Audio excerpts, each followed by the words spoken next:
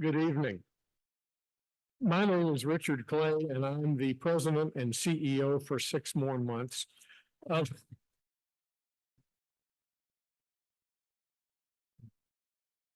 the Filson Historical Society. Thank you for joining us tonight for this moderated discussion. And we are honored to host this in partnership with the Ali Fest 2024. And one of the highlights of my 6 years at the Filson has been time spent recently with Lonnie Ali. A native of Louisville, she completed her bachelor's at Vanderbilt and ultimately continued her studies, receiving a master's in business administration from UCLA's Graduate School of Management. She's an inspiring humanitarian, a Parkinson's research and awareness advocate, a dyslexia advocate, a children's education defender, excuse me, and a soulmate to Muhammad Ali. Lonnie Ali is also a proud mother and stepmother. Her husband, the greatest of all time, Muhammad Ali, passed away June 3rd, 2016. It's been 8 years. It's hard to believe. They were married for 30 years. Lonnie eloquently captured Ali's life and dreams in an inspiring eulogy just days after his passing at his memorial service, which was viewed by 1 billion people worldwide. Lonnie currently serves as the chairwoman of the Ali in All of Us initiative.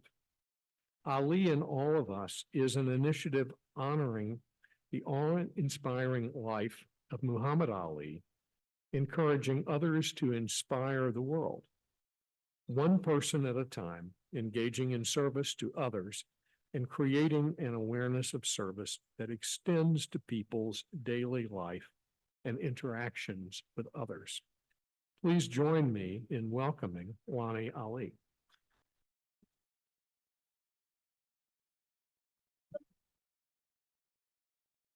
Thank you, Dick, and thank you, all of you, for being here this evening. Now, as a preliminary, a young sophomore in high school is shadowing me this summer. And his name is Roberts Sartor. And Roberts worked with me in going through the Filson's collection of papers on what is called the Louisville Sponsoring Group. This was a group of 10 investors who invested money. I think it was $13,500, $15,000 each back in 1960 to sponsor the greatest. And they guided his career for 6 years. The papers are absolutely fascinating to go through, and Roberts and I had a field day late yesterday afternoon going through them and seeing the care and concern that this group of businessmen and philanthropists put into the management of, or helping with the management of Ali's career. And what astonished me as I went through those materials were these gentlemen really stuck with him through thick and thin. And maybe it would help if you would tell us a little bit in your conversations with your husband what his reaction was to that sponsoring group. I'm glad you said in conversations, because I am way too young to have known that. Firsthand, I think there's a firsthand 15 or 16 year age difference. That's right. But anyway, you know, the Louisville Sponsoring Group was a very special group of men They were like the city leaders, the city fathers here, and well-known not only just here in this community, but across the nation. The Binghams, the Yeah. Browns, George Norton. there was lots of them, and Habersham. Yeah, but they were wonderful because they saw this young man come back from the Olympics who wanted to become a professional boxer, and Muhammad was very dedicated to his sport. He was conscientious about training and everything, preparing for it. So they decided that they were going to take a interest in him and to support him on that journey to becoming a professional boxer and to guide him, because they knew that, you know, being from Louisville, he didn't know a lot of things about the world, and they felt that they could be of assistance and help to him. So they formed this group, the Louisville Sponsoring Group, and for 6 years, they managed and guided his career. And they did a fantastic job with him, and always very respectful, and Muhammad very much appreciated their help and support, because it gave him an opportunity to go out and to pursue this dream of his and not worry about the financial side of it or the business side of it. And if anybody knew Muhammad, he never worried about the business side of anything.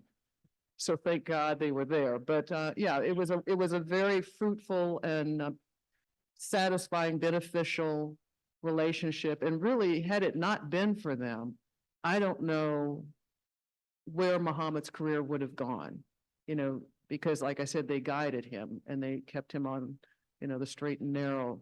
So it was wonderful that they were there for him. And but that's just typical Louisville, I like to think. Well, and the other refreshing thing that we noticed yesterday in the papers, this covers a period when he had national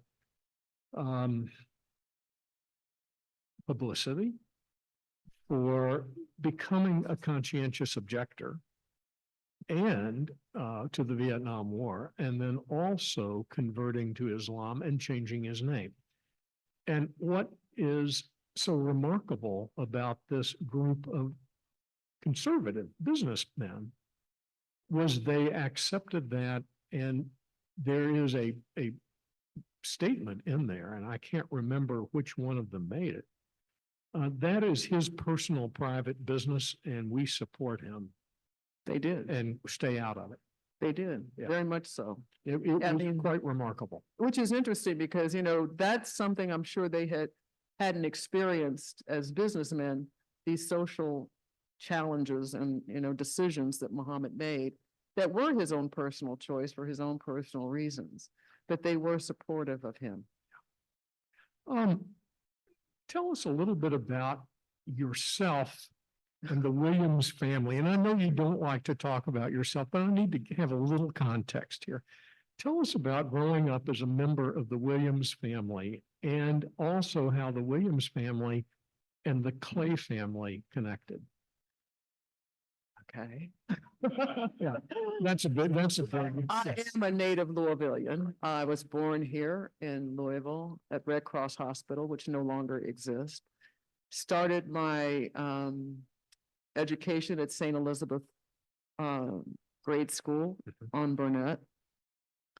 And then moved when I, midway of my first grade year, moved into a neighborhood in the suburbs where Muhammad's parents lived. He had purchased a house there for them and was across the street. So, but I still was traveling daily to St. Elizabeth to finish out the year.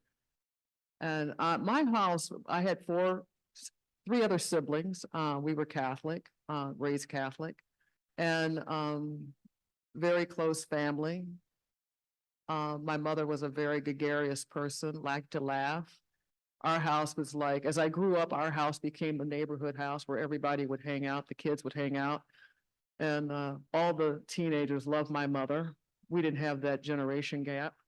My mother was probably more hip than I was. I was probably the conservative in the family, not her.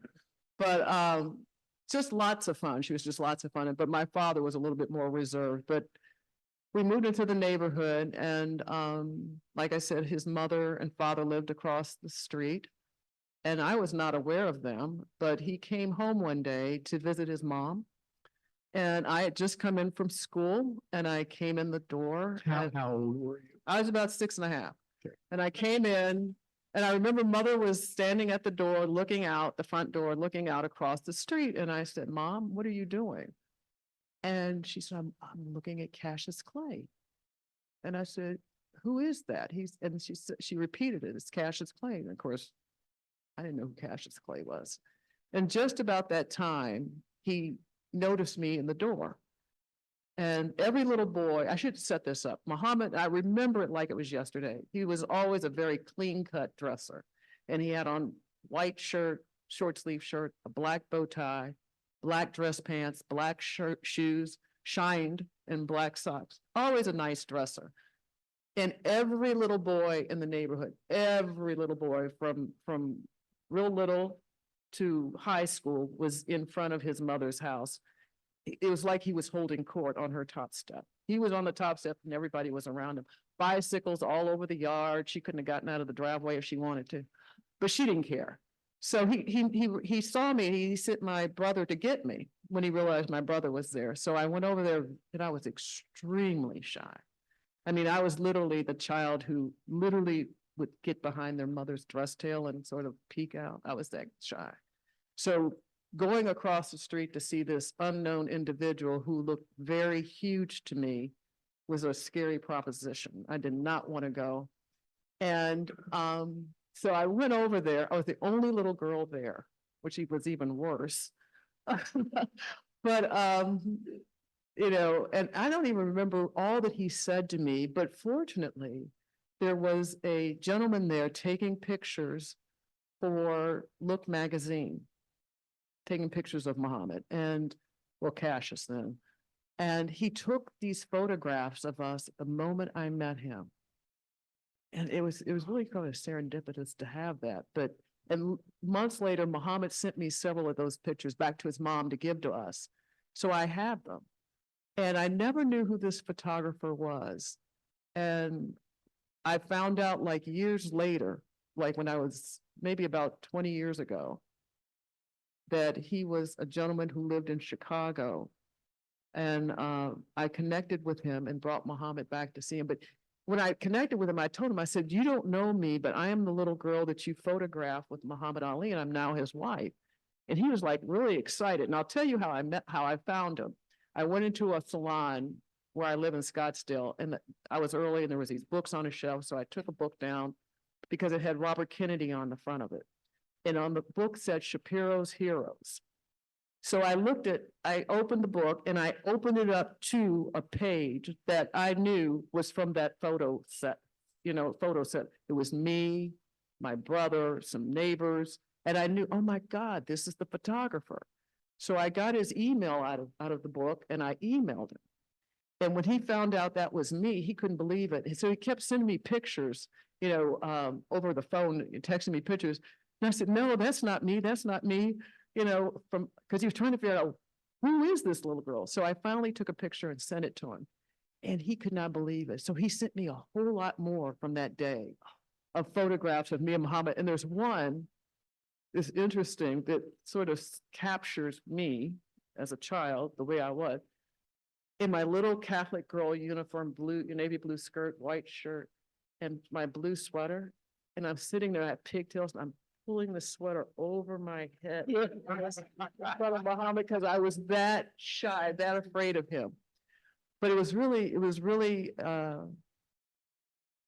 something that I'll never forget. That's etched in my memory forever. And from that point forward, my mom and his mom became very good friends. My mother ended up traveling with her a lot to a lot of Muhammad's fights. When Muhammad came home, he'd be in our house like he was in his parents' house. And he used to call my mother mom too, He was that kind of person. Everybody was mom if they had cake or cookies. If they had something like a cup of coffee or some cookies or something, you were fine with him. So we usually always had that kind of stuff. So Really was, a favorite son of not just Louisville, but of our neighborhood as well, because one time he came home, Dick, and I remember he had this bus. It was a converted school bus. It was a Bluebird bus. And he had it all painted up. I am the greatest and all this stuff, Cassius Clay on the side. I guess his dad had painted it for him. And he had this loudspeaker on it. So he would put all the kids on the bus, and Muhammad's driving was terrible. Even then. Even then. And he had this loudspeaker, and he'd go through the neighborhood and other neighborhoods talking about yelling, "Who's the greatest?" And he'd get all of us say, "Cassius Clay is the greatest." All the little kids would be saying that. And we just had so much fun with him. He'd ride his bike and all, he was really a kid at heart, but we just had so much fun with him. But great memories for not just me, but everybody who grew up in that neighborhood. It's hard to encapsulate his career in a conversation like this, but among the highlights, he began training when he was 12. He began training when he was 12. He's the undisputed heavyweight champ of all time, but he was the formal heavyweight champ in 74 through 78.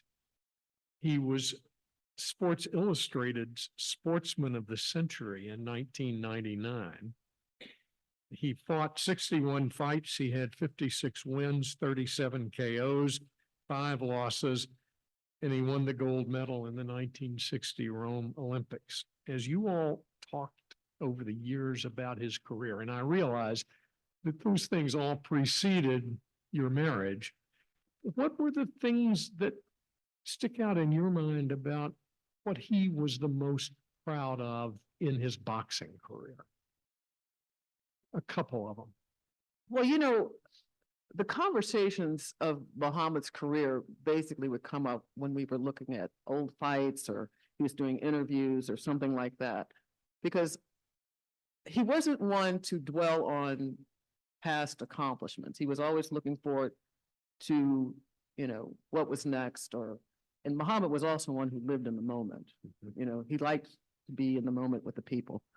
But he was very proud of his fight career and his accomplishments inside the ring. And he used to love to look at pictures and look at the videos. And that's when I would get the insight of what he felt when he was in the ring. And people would ask him things like, when he would fight Joe Frazier, how did he feel? Was he ever scared? He goes, "Yeah, I was scared when I went in there. I was scared to fight him because Joe, he always felt, was a very worthy opponent." And if anybody has ever received one of Muhammad's drawings of, his fights, which he used to do these doodles in black Sharpie on any medium he could find, it was always him in a ring surrounded by standing room only people that was represented by dots. And the only opponent he put in the ring with him was Joe Frazier. Always. No one else. Not George, not George, not Floyd Patterson, not Ernie Shavers, he's the one who said who hit him so hard he jarred his kinfolk in Africa. Not him. No one. It was always Joe, because he felt Joe was such a worthy opponent. And he met Joe 3 times in the ring.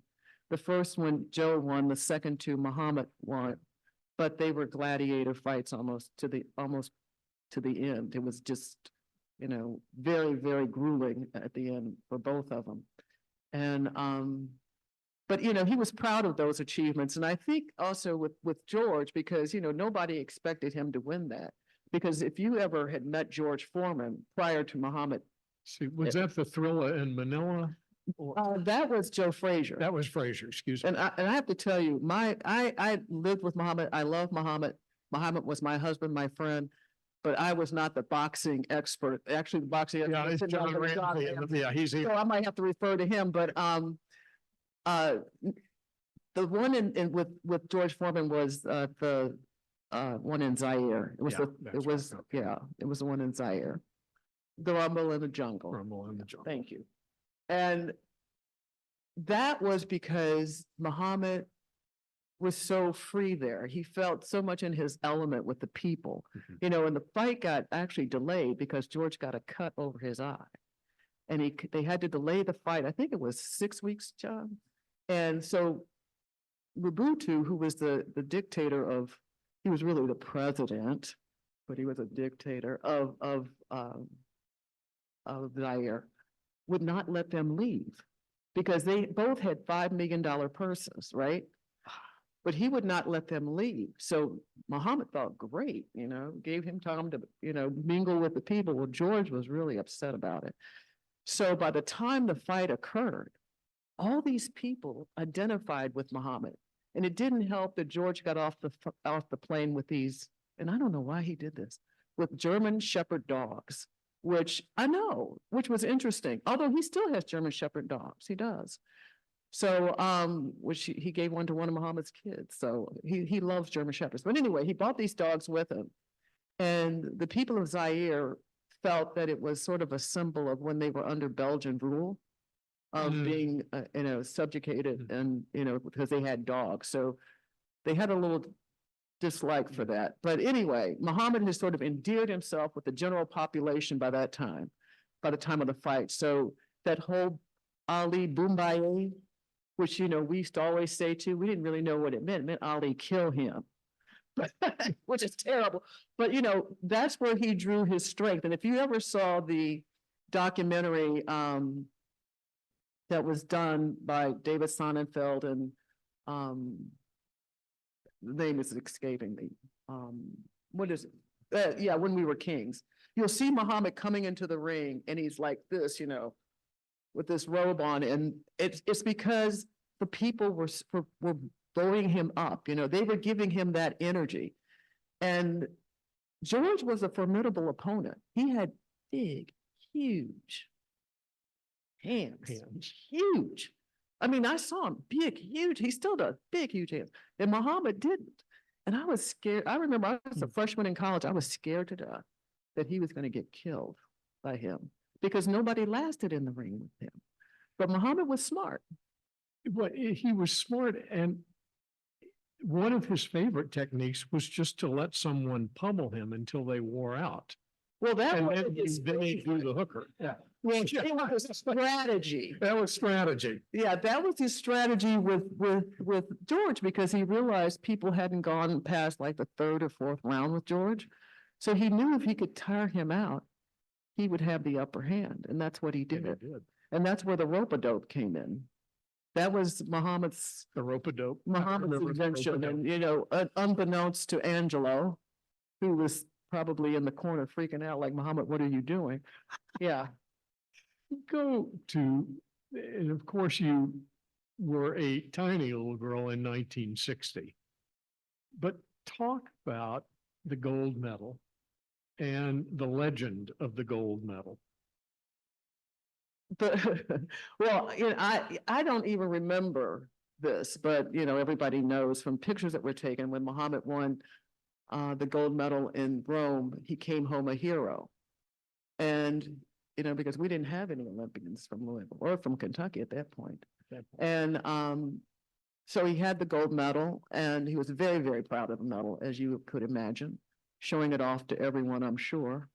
But as legend goes, or is it folklore, whatever, Muhammad took the medal and threw it into the Ohio River because he felt when he came home, because in Rome, Muhammad was almost like the mayor of the Olympic Village. Everybody knew him and he knew everybody, he spoke to everybody, he could have been the mayor. And I've been told that by many people who were there.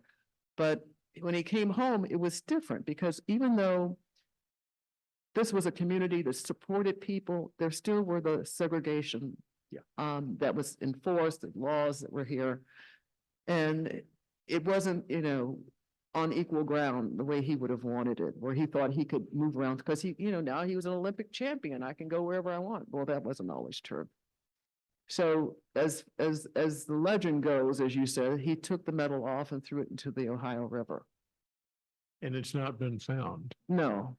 But the United States Olympic Committee came through at the end and gave him another one. Is that right? Right. And the 1996 Olympics, Juan Samaranch, who was the head of the IOC, had a new medal made for Muhammad and gave it to him to replace the old one. And that one now resides in the Ali Center. Wow. That's such a great story. And he had many other honors and awards. But to me, that one sticks out in his mind. Did he talk to you about being a conscientious objector? And did he talk to you in depth about his conversion to the Islamic faith? He didn't really talk to me in depth about being a conscientious objector. It's just Muhammad was who he was. He was very authentic and very comfortable in his own skin. And if he took a stand on something, it's not that he expected everybody to agree with him or follow him. He was only doing what he thought was right for him. So that was like a fait accompli. It wasn't anything to discuss. He felt that, it had all been explored. The reason why he didn't become part of the, take the draft and take that step forward. But he did talk about his conversion to Islam, and a part of that was because, Emmett Till had a huge impact on Muhammad. It happened about the same time. Emmett was about the same age as Muhammad when he was killed. And he would see things, take notice of things that sometimes we don't really realize, about angels, why are all the angels white? He'd go in churches and see these, Black churches and see these figures. And the reason he changed to the Nation of Islam was not so much because of the religion, but because of the philosophy that Black people should find their own,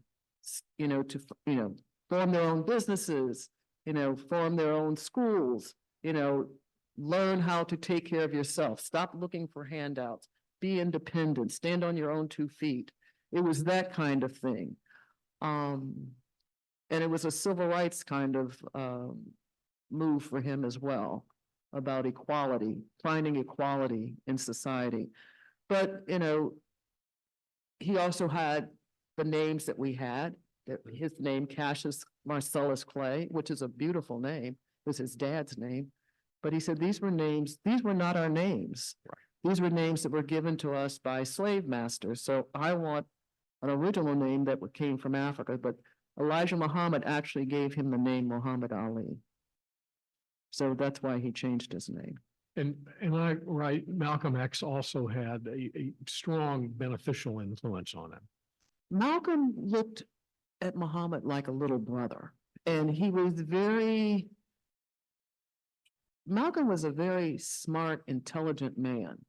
And as you know, Malcolm broke from the Nation of Islam, which led to his death, really, because he realized that what Elijah was teaching wasn't true. And I'm not here to castigate Elijah Muhammad, but I mean, they weren't even allowed to read a Quran. So it wasn't real Islam that he was teaching. And Malcolm traveled. And when he went to Mecca and he went to the Middle East, he saw Muslims that were Black, white, he saw Asian Muslims. He saw Muslims of every color. He made Hajj. So he saw Muslims from all over the world. And he had no idea that Muslims were, the color of the rainbow. They were all colors. And then he came back and he found that there were things that he did not agree with that Elijah was teaching and doing. He was teaching one thing, doing something else. So he was not real. And so he broke away. But he saw something authentic in Muhammad. And this is before, because when he met Muhammad, he was in exile. Elijah had exiled Malcolm for some reason, probably because he was too popular. He's a very charismatic man. So he sort of guided him too, but he was interested in Muhammad because he knew Muhammad was real. He was pure. You married Muhammad in 1986. Correct. November the 19th. Had he been diagnosed with Parkinson's at that point? Yes. Wow. And how did you as a spouse deal with that initially and then over the years?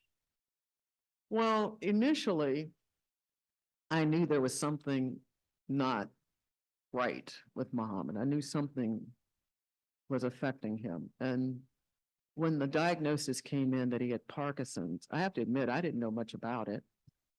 I didn't know, Muhammad had this way of minimizing everything like that. So he didn't make a big deal out of it. I was raised with my dad who had polio. So I was used to physical challenges. Muhammad had a slight tremor at that time. And at the time, really, when he was first diagnosed, they said it was Parkinson's syndrome, not Parkinson's disease. Parkinson's disease is progressive. Parkinson's syndrome is like, from a head injury or something, but it doesn't get worse. Well, I don't think there really is a thing called Parkinson's syndrome. Because later they found out it really was Parkinson's disease because it became progressive. But I've never known anybody really to have Parkinson's syndrome. So, we sort of grew up with the research. We sort of took every day for what it was worth and lived life, to the fullest. It was important to me that Muhammad continued to do the things that he was doing.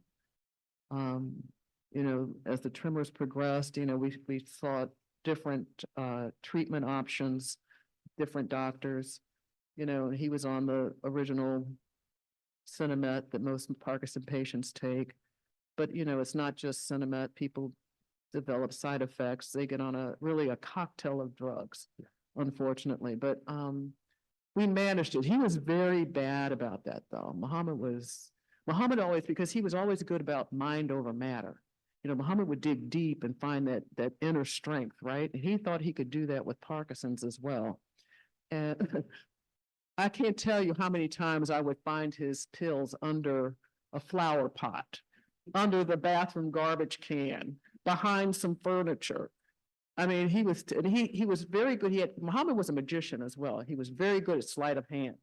So you would give him the pills, right? And you would have thought he took them, but he didn't.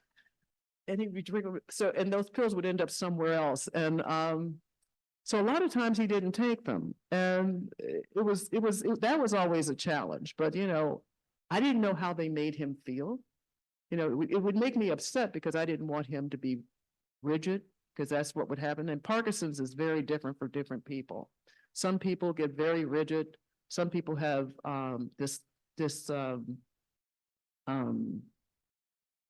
forgot the word for it, but it's the tremor, like Michael J. Fox has. That he didn't have as much as other people, but he did have the rigidity.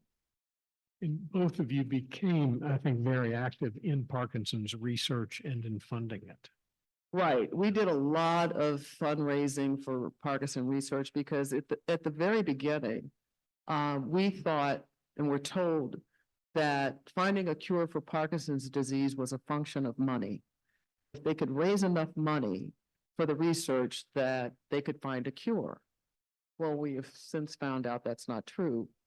But Muhammad, like I said, he minimized things. He didn't want to be the poster boy for Parkinson's disease. And he found out, somebody approached him, Dr. Lieberman came to him, and he wanted him to be a spokesperson. And the way he got Muhammad to do it, he said, Muhammad, this isn't about you. This is about the thousands and thousands of other people who are affected with this disease, who do not have the care, the ability to have access to care like you do, whose lives are being interrupted, who do not have the means, the physicians, I met a lot of entrepreneurs with Parkinson's disease that affects, they're not able to work anymore. So that appealed to Muhammad, and that's when he agreed to become part of one of the organizations, the National Parkinson's Disease Association. The other thing that you told me, and I wish you'd talk to us about this, was his dyslexia and how that affected him as a little boy. And do you think maybe that had something to do with why he became such a prize fighter? No. Right. Muhammad always thought he was great. That saying, I was great before I knew I was great. Yeah. That was Muhammad. He was going to find a way. He didn't, he never let anything stop him. He had dyslexia, but people didn't know what that was then. They just thought he was challenged academically. He couldn't, he had trouble reading. So definitely he had trouble at school. He almost didn't graduate from Central High School. And it was Lyman T. Johnson who decided, I am not going to flunk this guy. So he needed a passing grade in one class to graduate. And so he gave him a D and he passed. Oh. He was able to graduate. But he had dyslexia, and it came later as research advanced, we figured out what that was. But that's why, he used to compensate. He memorized everything. That's why he could tell you all those poems off the cuff, he could recite stuff. I remember one time he used to, believe it or not, Muhammad used to read the Bible a lot and, make comparisons, in the Quran or whatever. But I'd be reading a passage and I'd skip something accidentally, whatever, and he'd go back and said, no, that's wrong. And he'd go back and he knew what it was supposed to be. Because he's memorized it. Yeah, because he had done it so much. He just read it over and over. But as time went on, he conquered that, and that's the way he did it, was bit by bit by bit. But he always had that self-confidence that he was going to overcome it. Nothing was going to stop him from achieving the goals he wanted to achieve. Nothing.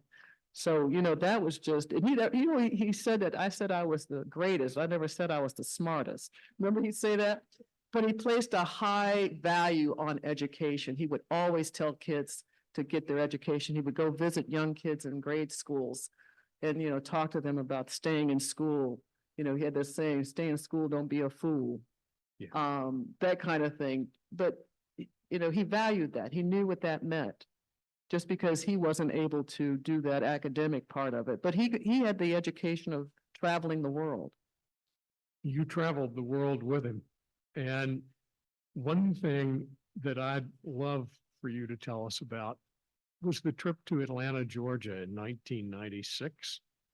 That has to be, I think, one of the great moments in sports history when you all got up there and did the dedication or the opening of it.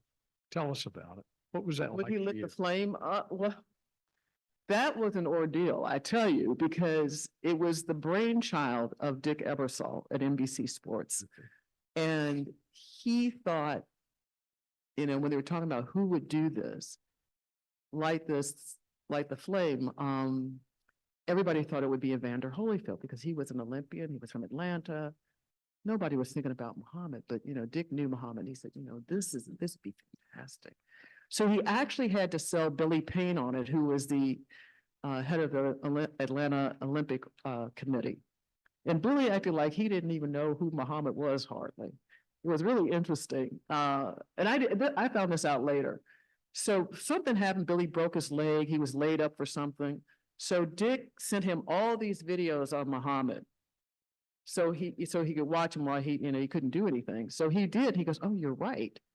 So they called Howard Bingham first. Dick called Howard and asked Howard, do you think Muhammad would do this? Can he do this? Because he didn't want to insult Muhammad and say he didn't know where his Parkinson's was at that time. So Howard said, sure. So he said, well, can you go ask him for me? So Howard flew to Michigan and asked Muhammad, would he do this? And Muhammad said, Muhammad was like elated because he couldn't believe that they would ask him to do this late in his career. He wasn't even boxing anymore. And, but there was one caveat. You can't tell anybody, which Muhammad was a big, Muhammad told everything. You couldn't tell Muhammad those secrets. Muhammad had no secrets. How did you keep him quiet? Well, what they did, they actually did a run through. And the only people who knew, I think, was our attorneys, because there was an agreement, right? And they had to look it over. The kids didn't know, our staff didn't know, none of our friends knew, none of our relatives knew, no one knew. But they did this run through, and they came and picked Muhammad and Howard up and flew him to Atlanta to show Muhammad the layout, to see that he could walk up the scaffolding to the flame and the whole process of what he had to do. So that, and Dick impressed upon Muhammad, you can't tell anybody, because if you tell somebody, it's not going to be you. We're going to have to take somebody else. Well, you can best believe that secret wasn't getting out. And basically we just, it was just forget about it. Just don't even think about it. And that's what we did until we went. And it was amazing. It was absolutely amazing. I was in the production booth with Assad, who was about 4 at the time. 5, lying on my lap. It was kind of late, so he was asleep. But Muhammad went out, and when he went out there, it was so that audible gasp in that stadium was just amazing. Mhm. People were like, it was funny because Bob Costas said, who is it going to be? Who is it going to be? He said the only person it could be is Muhammad Ali. And I think he said that because he was thinking, who could they bring out here? And what was interesting is they knew it wasn't Evander because Evander led the procession into the stadium. Yeah. So they knew it's not him. So who else could it be? And when that happened, it was just amazing. People were moved to tears. People were crying. And Muhammad got kind of upset because he thought they were crying because he had Parkinson's and he had this tremor, right? And that was when you're under stress, I don't care how much medication you get, you're going to have that tremor, but part of it was because he couldn't get the cauldron lit. There was a glitch and he kept putting it down there and he's about ready to burn himself, but finally it caught and it went up, but it wasn't because of the tremor, but he was up there for everybody to see with his physical frailty, and which endeared him to another whole population of people who had those physical challenges, who could not identify with Muhammad before in that way. And now here he was, their champion too now, because he let the world see it. He didn't care. Talk to us about the Ali and All of Us initiative, and then we'll open it up for questions. Actually, the Ali and Us initiative is not an initiative, it's a podcast. It was something that I was thinking about after Muhammad passed, because we have the Ali Center here, as you know, that is the sort of the preservation of his legacy, where his legacy is put into action, is activated and engaging others around the world to be a part of what Muhammad represents. But I wanted to do something more personal. And so we started this podcast, and I got my friend John Ramsey to go with me to do this because he was in radio, and I figured he knew how to handle a mic. And what it is, it's about what Muhammad stood for. It was about building bridges. The Ali in me is the humanity we see in everybody, that Muhammad saw in everybody. And all of us have it. And Muhammad, regardless of how deeply it might be buried, no matter what your baggage was, he always saw you as part of humanity, somebody worthy of love. And that's really about what this is about, building bridges, finding common ground, people who are carrying that torch forward, and how Muhammad inspired them in their journey. And we've interviewed people like Bob Costas, Billy Crystal,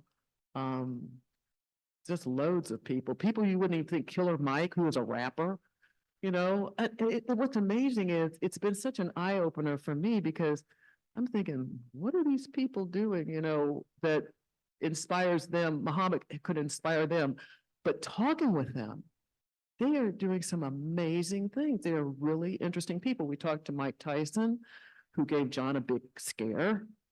John thought he was going to come through the screen and choke him, but Mike has Mike was one of Muhammad's pallbearers, and Mike has this undying love for Muhammad. Just, but I should tell you, I should finish this. It's on Audible. It's going to be on Audible. Great. It's in production now, as far as editing, whatever they have to do, and hopefully it will be out in the fall. It could not come at a better time. Yes. Yes. Let's have questions. And Julie will bring the mic to you. Can you talk about Muhammad's interaction with the Islamic faith and how it did give him his desire for making the world a more just, better place? Well, you know, I really think that was part of Muhammad, who Muhammad was anyway. He could have been anything. You know, he was raised Baptist. He could have been anything. He still would have been like that. And for Muhammad, Islam means peace. That's what it means literally in Arabic, peace. And it's submission to God. And that's why they pray 5 times a day. Now, I'm not gonna lie, people hijack the religion every day and do things that are un-Islamic. Every day that happens, and it's on full display for everybody to see.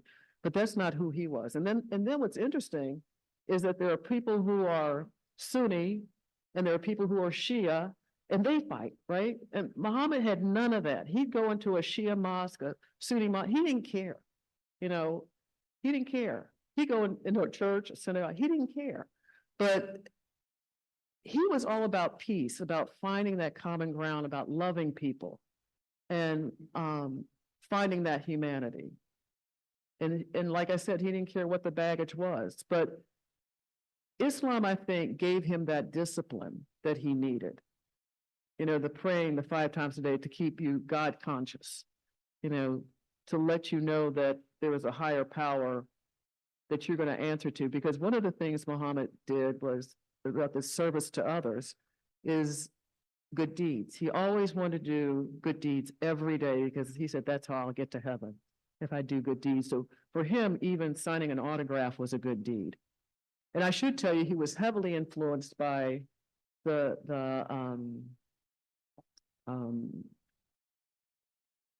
gosh, what is the name of the writings of, I can't even remember who it is, but he was heavily influenced by Sufis, the Sufis. Sufis, the Sufis, which is another form of Islam. It's sort of like the cerebral branch of Islam, you know, and it's all, and that is really all about love. There is no differentiation between people. It's how you treat one another. So a lot of his philosophy came from the Sufi teachings. Maybe. Rumi was sort of Sufi. Another question. I'm so glad I came tonight. These stories are just wonderful and heartwarming that you shared.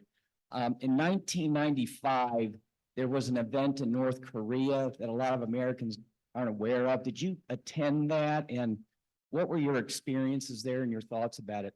About 300,000 people showed up for a 2-day event. Right. I did not go. That was Antonio Inoki arranged that, who was the Japanese wrestler that Muhammad, I can't say he fought in, because Inoki was on the canvas the entire time kicking Muhammad.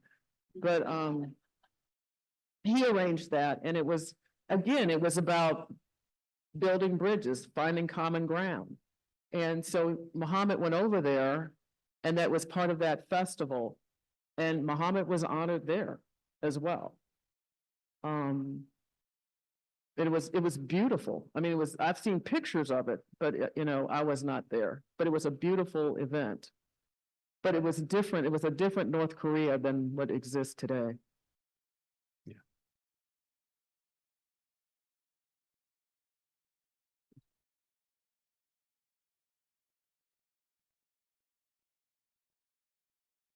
To what do you attribute Muhammad Ali's greatness as a fighter? What do you think? Why him? Why? Was it diet? Did he work out harder than most people, or what do you He attribute was, that to? well, dedication. Muhammad was, I mean, you know, he became a boxer off of a fluke. Somebody stole his bicycle. And he was so mad because it was a brand new bike. His parents had bought him, you know, and people had to work hard to get things like that. His mother did day work. So it wasn't like they had lots of money to waste. And these were prized possessions. And he had gone to a home show. And then they didn't lock things up. So he had it sitting there. And he and his brother went inside. When they came out, his bike was gone. And he was so hurt, so upset, probably afraid of what his parents were going to do. And he told somebody, and they said, well, go down there to that door down there, there's a policeman in there. So Muhammad went and knocked on the door, and who opened the door was Joe Martin. And Joe Martin, he started telling Joe what had happened, and Joe said, Muhammad said, I'm gonna beat him up. Whoever did it, I'm gonna beat him up. And he said, well, before you try to beat him up, you gotta learn how to fight. He said, why don't you come in here and we'll teach you? So that appealed to Muhammad. But when you think about all of these ifs, had it, that sort of put Muhammad on that path, you wonder, somebody stealing his bike, Joe Martin being the one to open the door, Joe Martin being part of PAL boxing, taking Muhammad in, training him, Fred Stoner training him. And Muhammad was in there every day, and he made everything he did part of his training. He didn't ride the bus to school. He ran beside the bus. That's just the kind of person he was. In Miami, Muhammad, in Miami Beach at that time, Blacks were not allowed on Miami Beach after sunset. Muhammad didn't have a car. So to get to where he lived to the Fifth Street gym, he had to run. So he would run. Most people would say, oh God, they'd be hitching a ride or trying to get a ride somewhere. People would think, oh, I can't get over there. They'd find an excuse, right? Muhammad always turned a hardship into something that worked for him. He was very good at that. And that's how he got his road work in. But I think that Muhammad was a boxer because of his dedication to his sport. He was a hard worker. He went in there every day. He kept his eye on the prize. And I think that's why the Louisville sponsoring group was so interested in him, because he was that kind of person. He was very charismatic.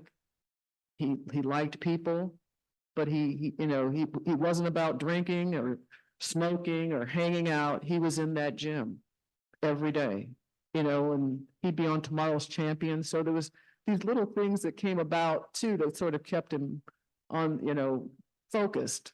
All these little prizes he was winning, Golden Gloves, So he liked that. I think probably Tomorrow's Champions is one of the reasons why he liked attention. Or at least we learned he liked attention, man. But anyway, but I kind of think personally that it was divine intervention, because it's sort of, I don't believe in coincidences, really. And there were too many to put him on that path. Lonnie, we have a question from the virtual audience, Beverly V. When did you convert from Catholicism to Islam? Was it when your relationship with Muhammad got serious? How did your family feel about it? I converted prior to our marriage, but it's not that I felt any pressure to do it. It's just I knew I was not going to stay in the Catholic Church, even though I was pretty devout all through college and all of that, went to mass and everything. But what really turned me around, not so much to Islam, but what I knew, several things happened. But one thing is I pledged a sorority. And in the South, not many people are Catholic, right? I went to school in Nashville. So you had to go to church every Sunday. So we went to this Black Baptist church. And I have to tell you, that music in there, it was alive. It was moving. Honestly, I had never felt like that anywhere. And it was a fabulous minister. And, and it spoke to me. But I from my Catholic background, I didn't think I was going to become a Baptist. So I just read and searched. I mean, I looked at a lot of different things, but settled on Islam. It was not for Muhammad always trying to sell me on it, because he did. And I basically had to tell him to back off. That's not the way to get me to convert. I have to arrive to that decision on my own.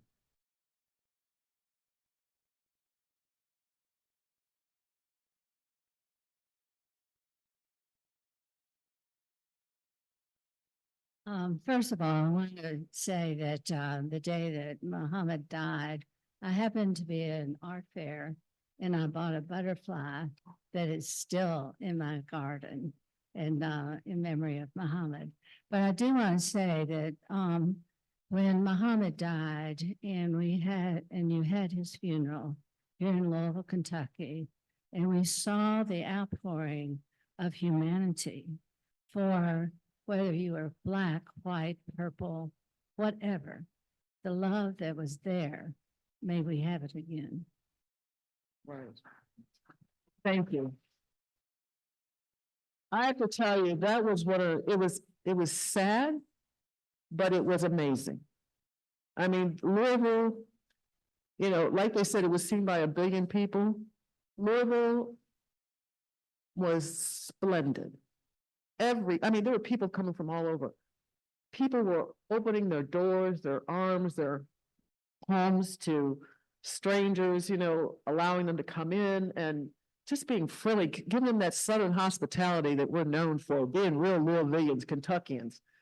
And I couldn't have been more proud. And I knew Muhammad would have been proud too, but Muhammad knew this. And he told us, because his funeral was planned. You know, it's one of those things, you know, nobody wants to do that, right? But it's like, you know, all the presidents, their funerals are planned. And one of his attorneys said, Lonnie, you know what, you really need to plan Muhammad's funeral, you know, while he's still living, because if anything happens to him, you're not going to have the presence of mind to do it then. It's going to be too much. Well, he was right. So we started like 5 or 6 years beforehand, maybe before, that might have been more than that. But what was so funny was, you know, Muhammad signed off on everything. But what was so funny is that Muhammad told us that he wanted his funeral in a stadium. I said, Muhammad, nobody does that.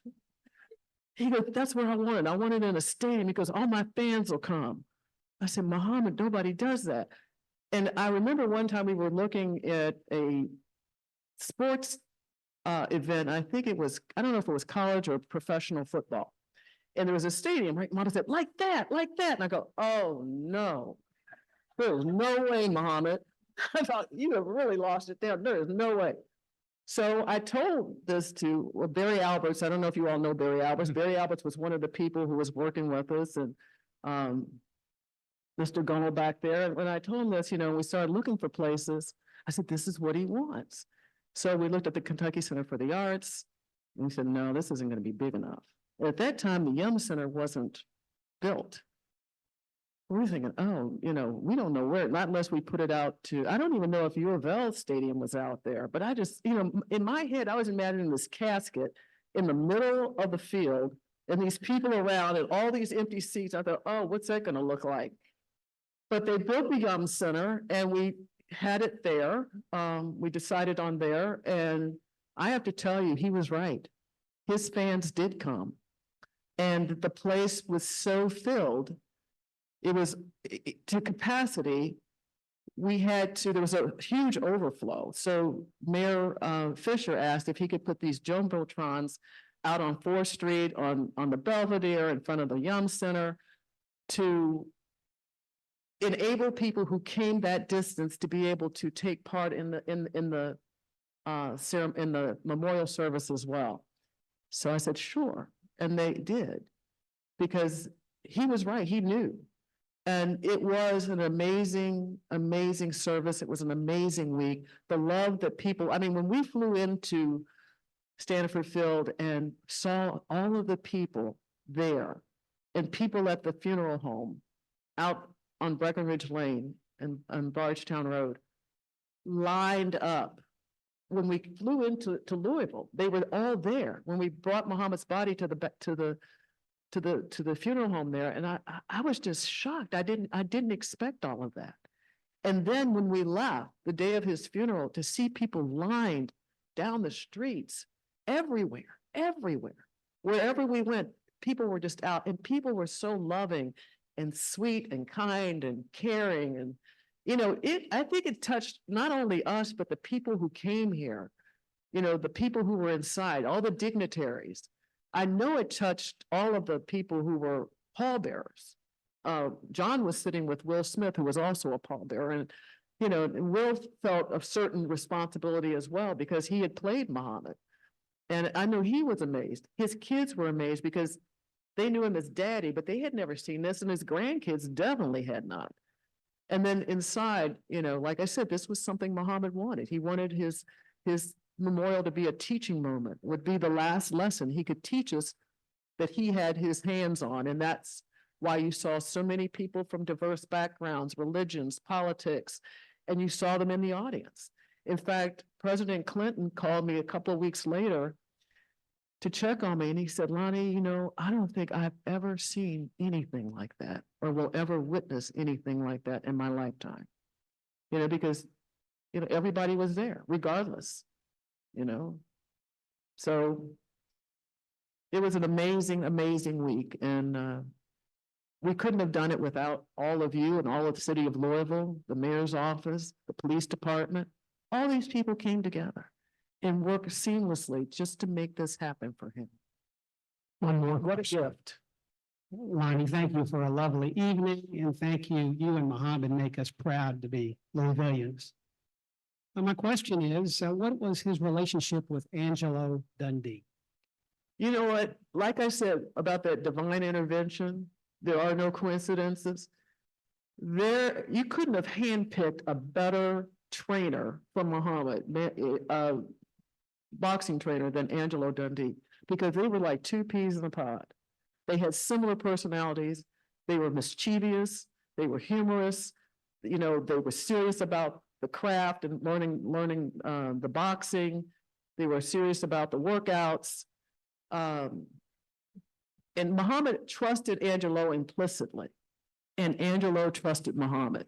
I mean, because he had been to a camp before with Archie Moore, and he couldn't stand it and came home.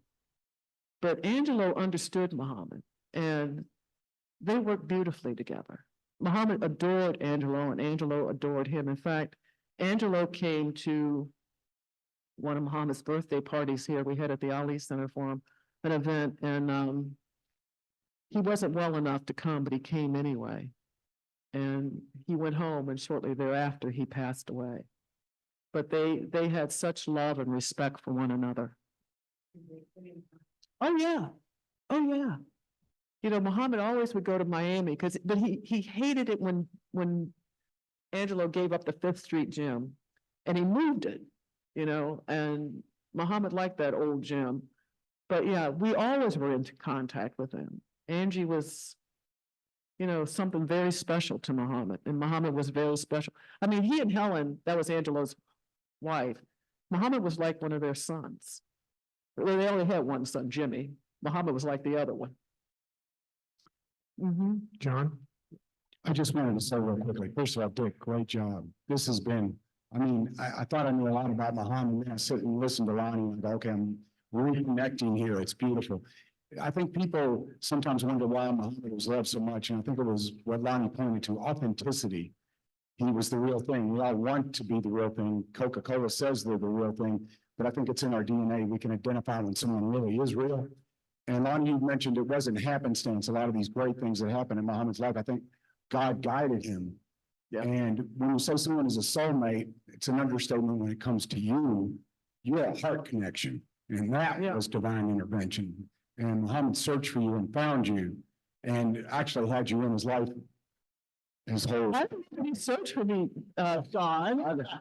All I know is that He did marry 3 times before that, right? Yeah, but tell him about your decision at age 17. Oh, it wasn't a decision, it was an epiphany. I knew Muhammad, but at age 17, I knew that I was going to marry him. It's not that I was in love with him at that time. I was getting ready to go off to college. I knew that I had things I wanted to do, but I kind of thought it was, sort of like, one of those random thoughts that's a joke, kind of whatever. But I knew it, and but it's one of those things. It was like that Olympic information. I sort of filed it in the back of my mind, and if it happened, it happened. If it didn't, it didn't. But it's not anything that I was focused on because I had other things I wanted to do.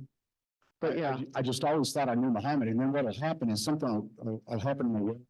And I go, Lonnie, I think Muhammad thinks this way, and she'll go, no, actually, and I go, you're right, and she's always right. There is this connection here, and they're the same. Their heart is the same. With Muhammad, with a lot of athletes, a lot of people, a lot of business, most people, it's follow the money. With Muhammad, it was follow the heart. And Lonnie's the same way. So that's why I appreciate you so much, because to continue his legacy, for him to be remembered as more than just a boxer, it's Lonnie Ali. She's the key. She's the leader. And I appreciate you sharing all of your personal stories and your love for Muhammad. And believe me, it's contagious. So thank you so much. You know, John, as you know, I always say it's hard to be Muhammad. No, it is really, because Muhammad made it look effortless.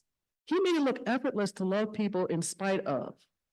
And it's hard, you know, every day I get up and try to do that. You know, I try to live that legacy. I feel like I have to do that, but it's hard. It was so easy for him because he never sweat the small stuff. He didn't sweat a lot of the large stuff, because the only thing that was important to him was that you were a human being and you were part of God's creation, and he was going to love you in spite of, and he didn't care what anybody else said. If you ever wanted to get on Muhammad's bad side, just start talking bad about somebody. Then he would put you in your place, because he knew everybody has failings. You have them, I have them, he had them. He would never, and everybody knew that. You don't talk to Muhammad bad about somebody to Muhammad, ever. That's just who he was. Lonnie Ali. Thank you.